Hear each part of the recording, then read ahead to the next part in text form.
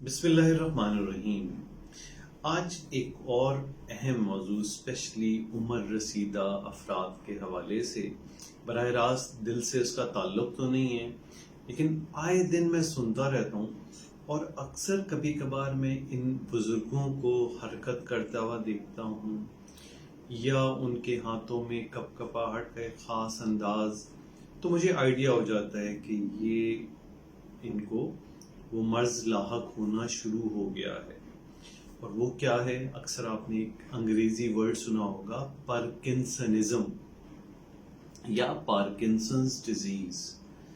کیوں اہم ہے اس کا پتہ لگنا؟ کیونکہ اکثر اوقات گھروں میں ہم اپنے بزرگوں میں اس چیز کو آئیڈینٹیفائی نہیں کر پاتے، اور اس کے نتیجے میں ہوتا کیا ہے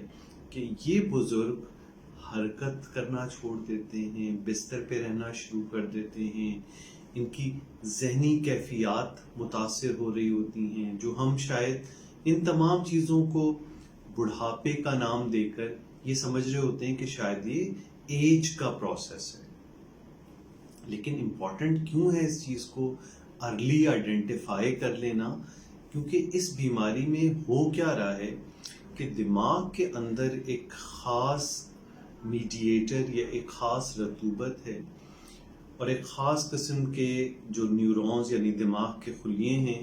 جو آپ کی باڈی کے اندر بیلنس کو قائم رکھنے میں مدد دے رہی ہوتی ہے، یا آپ کی جو ایکٹیویٹیز ہوتی ہیں ان کو کوآرڈینیٹ یعنی مربوط کرنا وہ کر رہی ہوتی ہے۔ وہ آہستہ آہستہ دماغ کی وہ صلاحیت متاثر ہونی شروع ہوتی ہے۔ اس کے نتیجے میں کیا ہوتا ہے کہ ان بزرگوں میں آپ کو یا تو یہ نظر آئے گا کہ ان کو ایسے راشا یعنی ٹریمرز یا کپکپاہٹ شروع ہو جائے گی، یا ان کی حرکت آپ محسوس کریں گے کہ بہت سلو ہو گئی ہے، یا یہ مڑنا چاہتے ہیں تو ایک دم سے مڑ نہیں پاتے، بہت سہارا لے لے کے یوں کر کے ان کو مڑنا پڑے گا۔ ان کے فیشیل ایکسپریشن آپ محسوس کریں گے کہ وہ نہیں رہے جو پہلے فیس پہ ایکسپریشنز ہوتے تھے۔ ان میں کچھ نفسیاتی قسم کے مسائل بھی شروع ہو گئے ہیں، اور اس کے نتیجے میں پرابلمز آنی شروع ہوتی ہیں کہ جب یہ اپنی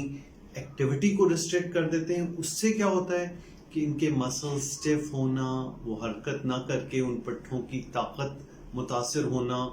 اور اس کے نتیجے میں الٹیمیٹلی ہوتا یہ ہے کہ ان کی ایکٹیویٹی ریسٹرکٹ ہو جاتی ہیں، اور کبھی کبھار یہ گر گئے، ہڈی ٹوٹ گئی۔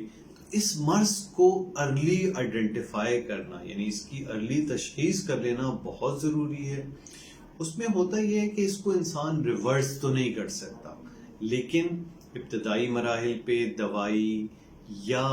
فزیکل تھراپی وہ شروع ہو جاتی ہے،